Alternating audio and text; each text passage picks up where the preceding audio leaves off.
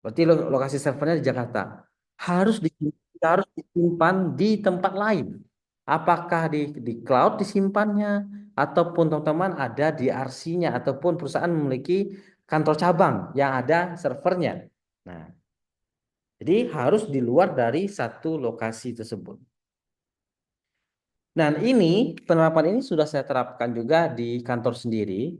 Namun saya split lagi ya. Saya akan split lagi.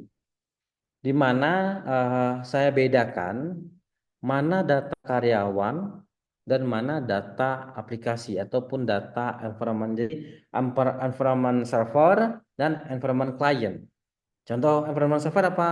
Ada database-nya servernya, kemudian aplikasi servernya, web servernya mana. Nah, itu kita kita backup, dan juga yang data customer, data karyawan kita juga kita backup. Tujuannya apa kita backup?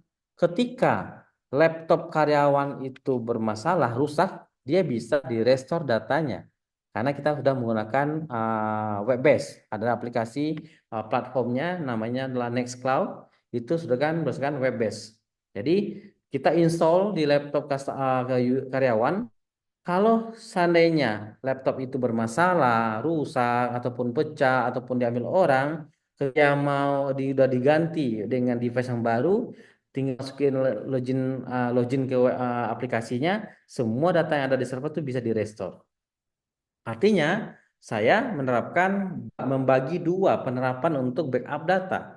Memang sama-sama strategi 321, tapi saya bikin pisah lagi dua. Satu untuk yang berpikir untuk klien, satu buat server. Jadi kita nggak kita gabungin. Dan perangkat ini pun kita juga pisahkan.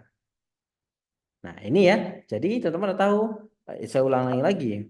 Kita bicara strategi, ya. Pendekatan strategi 31, kita tahu nih bahwa penerapan strategi ini untuk memberikan kita arahan atau memberikan kita strategi dalam melakukan backup data atau pencangan data. Nah, rancangan ini dengan ada rancangan tadi, ada alur tadi, ini bisa mendapat memulihkan dan kita mengembalikan data lebih cepat. Contoh yang saya bilang tadi ya, laptop karyawan saya backup datanya. Ketika laptop itu rusak, harddisknya rusak, ganti baru, dia connect ke aplikasi, langsung balik datanya. Cepat kan? Artinya apa? Kita dapat memulihkan dan mengembalikan data itu lebih cepat. Kalau tidak, maka kita akan periksa lagi nih, harddisk ini masih berfungsi nggak ya? Oh, kalau harddisk ini kalau berfungsi ada back sector nggak? Nanti datanya nggak 100% bisa kembali, kan gitu. Bisa dikatakan hanya 95%, yang 5% itu adalah loss gitu. Nah, ini mengajarkan kita bagaimana kita menyusun strateginya agar bisa menghindari namanya kehilangan data. Oke.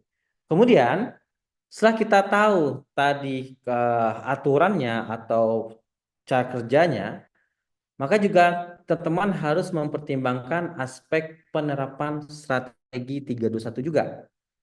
Pertimbangannya apa? Pertama, biaya. Nah, tadi kita bicara ada copy data, saling copy data tuh ada minimal ada tiga. Tiga, satu di servernya, satu di eksternalnya, satu di cloud. Kalau kita bicara cloud, pasti kita biaya. Berapa sih biayanya? Kalau seandainya kita user hanya personal tadi, kita bicara personal atau individual, ya kan data kita nggak sampai ratusan giga. Data kita hanya berapa giga ya yang data penting. Karena yang di backup itu hanya yang data penting. Bagaimana kalau seandainya perspektifnya itu di sisi perusahaan yang memiliki data itu sampai teraan, sampai gigaan punya data. Ketika di backup ke cloud, maka akan muncul namanya biaya. Cost-nya akan muncul. Apalagi kita tahu untuk yang kita berlangganan cloud, kita harus tahu dengan storage-nya. Semakin besar storage-nya, semakin nambah harganya gitu. Nah, ini juga harus teman-teman perhatikan untuk aspek biaya. Jadi, walaupun kita tahu bagaimana cara penerapannya, tapi kita juga sampaikan ke manajemennya. Misalkan Bapak Ibu semua sebagai IT manager ataupun supervisor atasannya bahwa Pak, ini bagus kita terapkan, tapi ada konsekuensinya. Kita menyiapkan cost, kita menyiapkan menambah dana. Kenapa kita dana? Karena harus kita siapkan lagi. Ada device-nya, kemudian ada cost-nya kalau kita mau di cloud ya. Nah, makanya di sini saya siapkanlah poin pertama adalah biayanya. Yang poin kedua, resources atau sumber daya manusianya. Jadi teman-teman harus mikirkan juga ya untuk SDM-nya. Salah satu contoh gimana? Ketika kita mau melakukan ini ya, melakukan backup data, SDM harus tahu dulu cara kerja sistemnya seperti apa, pola update sistemnya bagaimana. Kalau mereka nggak tahu, ya ini juga akan susah juga data kita ada, tapi nggak bisa kita mengembalikan gitu. Karena memang dia kurang knowledge itu. Makanya harus kita pikir juga masalah sumber daya manusia. Kemudian yang poin ketiga, opsi yang dipilih harus terjangkau, aman, dan mudah digunakan. Nah, maksudnya adalah efektivitas, efisien ya. Jadi kalau seandainya kita punya menerapkan software untuk backup data, oh ya wajib kita cek bagaimana mudah nggak kita gunakan aplikasi ini. Kalau susah, nah ini juga akan menjadi problem ketika ada kendala, rusak datanya mau dikembalikan tapi nggak bisa menggunakannya. Nggak, aplikasi itu ribet harus gini gini ya ini kan menjadi tantangan juga sehingga harus kita lakukan untuk melihat dalam kemudahannya. Nah berikutnya poin berikutnya adalah membuat rencana pemulihan untuk mengetahui apa yang harus dilakukan dengan cadangan atau backup jika terjadi kehilangan data. Jadi jika kita mikirkan tadi mudah digunakan, kemudian kalau seandainya sudah mudah digunakan, kita proses backupnya seperti apa? Jadi harus tahu dulu nih ketika ada kondisi jangan sampai misalkan nih kita udah kehilangan data misalkan hard disk kita rusak, misalkan server kan nggak jalan ya, karena servernya harus jalan menunggu hard disk dulu nih, misalkan antrian transaksi lagi banyak nih, pasti manajemen akan teriak. Kenapa ini? Kok saksi nggak bisa masuk? Oh, servernya rusak, Pak. Kenapa kamu nggak ngelihat? Kenapa kamu nggak main? Macam-macam lah ya. Terus kita udah bingung duluan nih. Oh ya, ini caranya gimana ya? Oh, saya mau cabut dulu, pasang baru, installasi macam-macam. Nah, hal-hal yang akan terjadi ini harus kita pikirkan terlebih dahulu. Sehingga di sini diset bahwa kita harus membuat plan kita, membuat rencana kita. Bagaimana pola pemulihannya, cara kerja pemulihan seperti apa. Jadi kebiasaan kita ya, kalau seandainya sudah terjadi masalah, kita bingung kemana kemari. Wah ini kenapa ya? Ini kenapa ya? Nah, jadi ini aspek dalam penerapan strategi 321.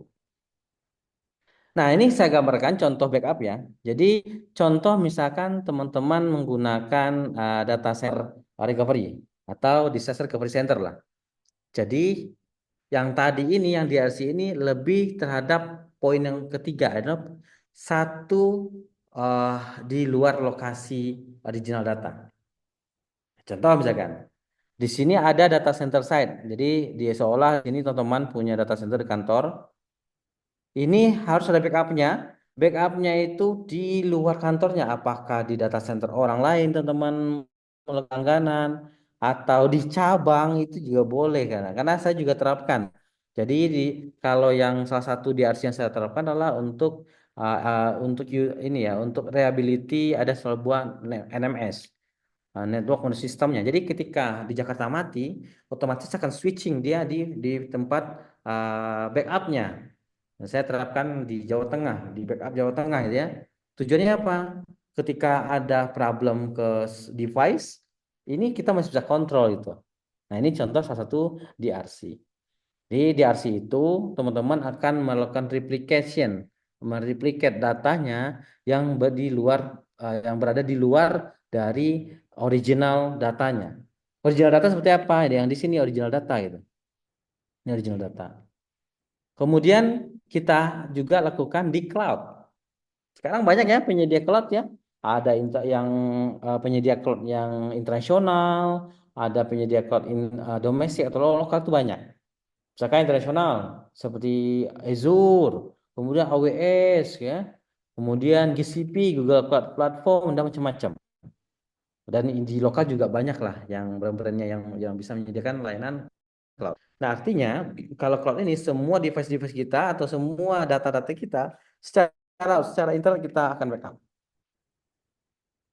Nah, itu yang disebut dengan yang data satunya kita harus kita pisah di luar lokasi set tersebut. Kemudian tadi ada statement dua interface atau dua media yang berbeda.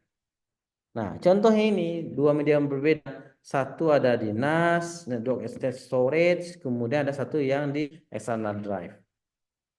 Tujuannya apa ini ya? Tujuannya jika seandainya memang rusak di bagian NAS-nya, saya terakhir uji ada yang tradisional lah. Yang tradisional itu adalah yang hard disk-nya. Kalau seandainya malware, kena serangan virus, kena serangan ransom, selama NAS-nya ada software terhubung di network itu akan potensi. Makanya juga akan dilihat dari posisi infranya perusahaan, apakah dia punya firewall, punya email security, punya macam-macam lah, kayak keamanan lah. Tapi konteksnya di sini adalah dengan device yang berbeda seperti NAS lah, eksternal. Ini juga saya terapkan. Jadi ya memang benar-benar saya telah terapkan. Misal terjadi networknya putus atau NAS-nya perangkat yang masalah, jalan terakhirnya masih ada namanya hard drive.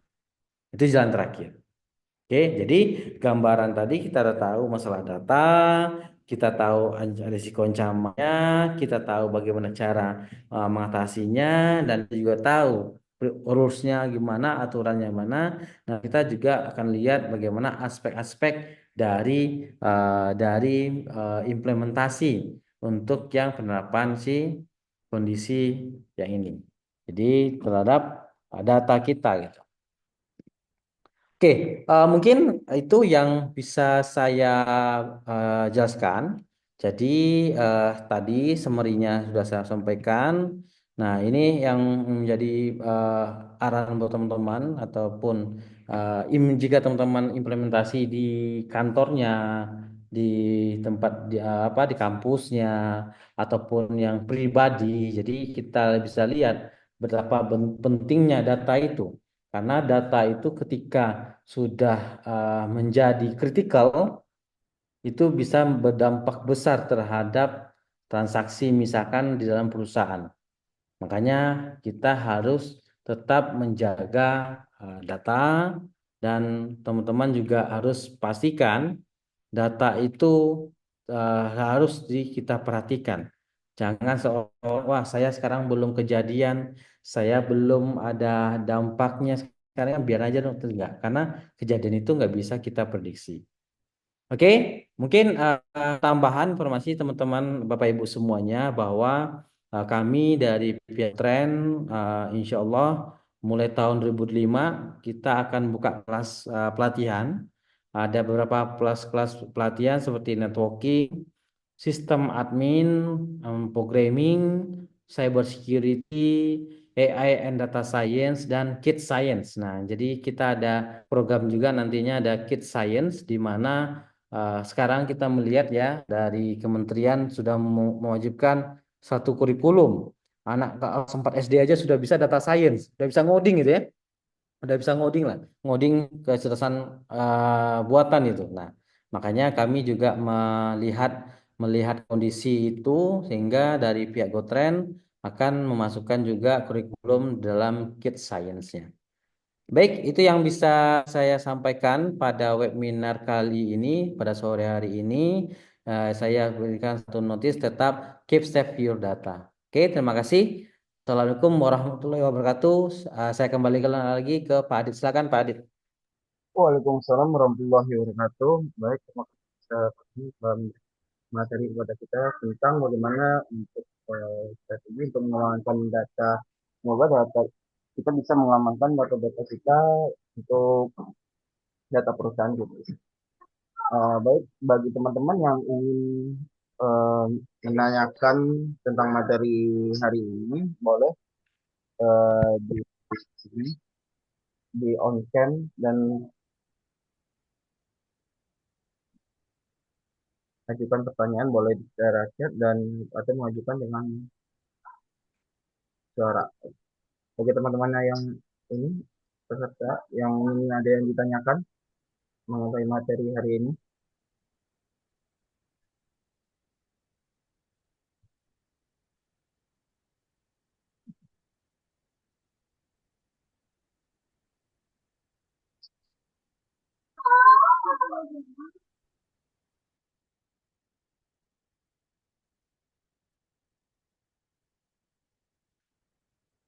Halo, teman-teman, apakah ada pertanyaan?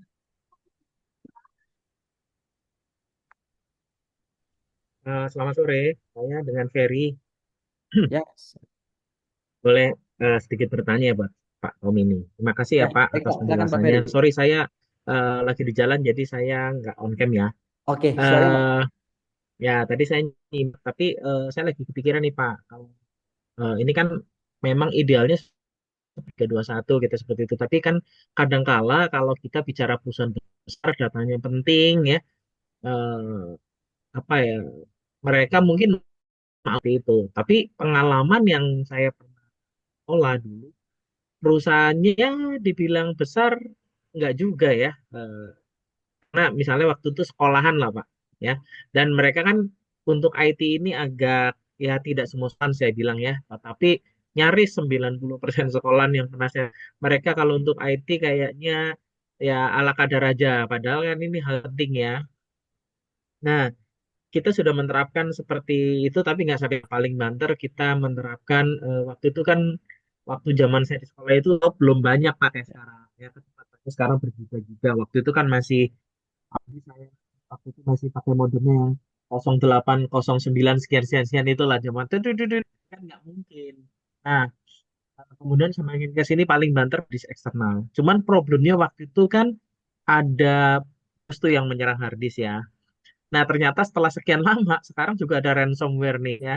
Kemarin kantor teman saya juga kabarnya kena, sehingga ya cukup pusing. Soalnya anggarannya kecil, ngomongnya nggak penting, tapi itu kena ransomware juga akhirnya bosnya Ya, puyeng-puyeng juga pada akhirnya, ya kan? Nggak penting kalau perusahaannya terus 3 hari nggak bisa bikin faktur, ya.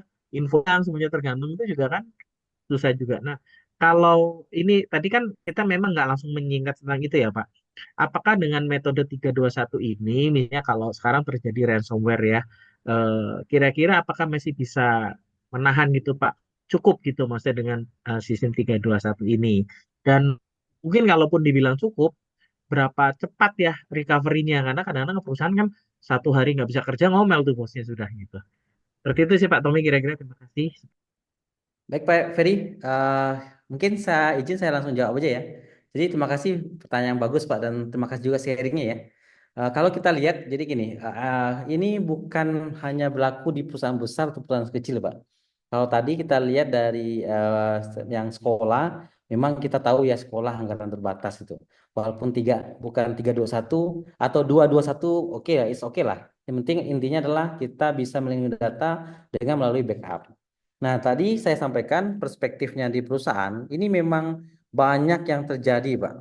Awalnya anggaran kecil, nggak mau kan saya kan mahal banget nih cyber security.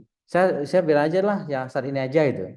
Dan kena, ketika kena, kemudian transaksinya bermasalah, baru muncul. Kenapa nih nggak bisa transaksi? Pak, kita kena serangan Pak, muncul anggaran besar. Nah, itu memang ya biafra yang ada di Indonesia Pak. Karena kalau belum kena, berarti belum berasa itu ya. Kalau udah kena, baru mau gitu. Itu banyak yang dialami Pak. Di beberapa kantor saya sebelumnya dan sekarang juga sama. Udah baru melek. Wah, kelas BE dulu mohon maaf saya bukan ini ya bukan membuat blacklist ya itu.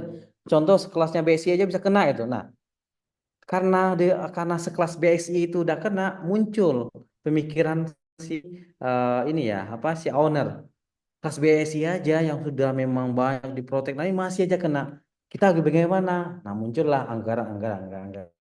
Tapi balik lagi, kalau seandainya kita bicara 321, apakah itu bisa pure melindungi data? Nah, 321 hanya menyediakan untuk proses bagaimana kita backup. Kalau seandainya kita sudah melakukan backup itu, ketika ada serangan, pasti masih bisa kita lakukan untuk restorasi. Nah, tapi kalau untuk melindungi dari bebas serangan itu nggak bisa. Kenapa? Karena kita juga ada untuk pengamanannya. Seperti apakah ada di network firewall, kemudian kalau kita di email security, kita di endpoint di laptop pakai endpoint. Jadi segala aspek itu kita dan segala aspek kita proteksi pun itu tidak menjamin 100% bisa untuk aman ya, apalagi kita sudah dalam transformasi digital. Tapi konteksnya, jika ini terjadi serangan, dan serangan itu kan namanya kita bicara ransom bisa via network. Dengan polanya pertama kita berbeda network, dan kita juga ada yang berbeda lokasi, kita ada berbeda eksternal, setidaknya bisa meminimalisir 100% kehilangan. Contoh misalkan, ternyata kita sudah buat DRC, kita sudah buat cloud, karena DRC-nya itu kena impact karena masih network, berarti fail. Terus yang terutama yang lainnya apa? Oh, lainnya ada di cloud. Kalau cloudnya kita sendiri yang kelola dan tidak ada security juga akan kena. Ujung-ujungnya apa? Yang masih eksternal disk lah yang masih bisa kita pegang. Nah, itulah gambaran dari bagaimana strategi 321 untuk melindungi data kita. Jadi kondisi-kondisi seperti itu, Pak. Gambaran seperti itu, Pak Ferry. Ya, terima kasih Pak Tommy penjelasannya. Terima kasih. Ya, sama Pak. Silakan teman-teman yang lain. Oke, Heri, atas pertanyaannya. Bagi teman-teman yang lain yang menanyakan tentang materi hari ini, apakah ada yang lain yang ingin menanyakan?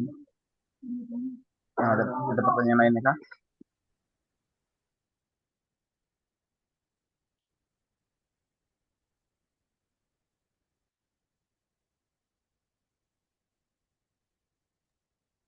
Baik, teman-teman, jika memang tidak ada pertanyaan lagi, halo,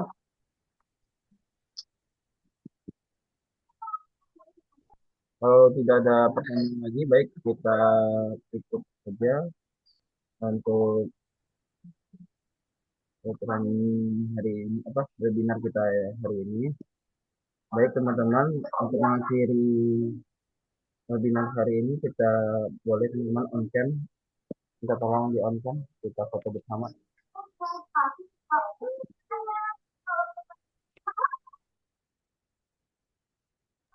Halo teman-teman, boleh minta tolong untuk di on cam buat bisa ini, boleh bisa kita foto bersama. Minta tolong teman-teman.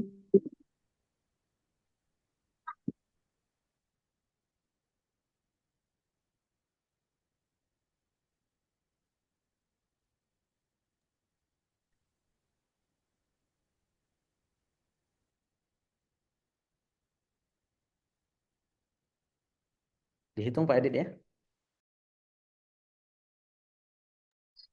Oke, kita foto dulu ya. Saya screen dulu.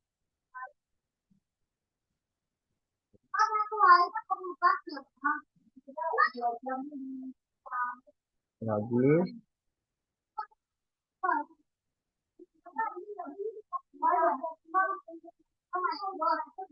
Oke, baik.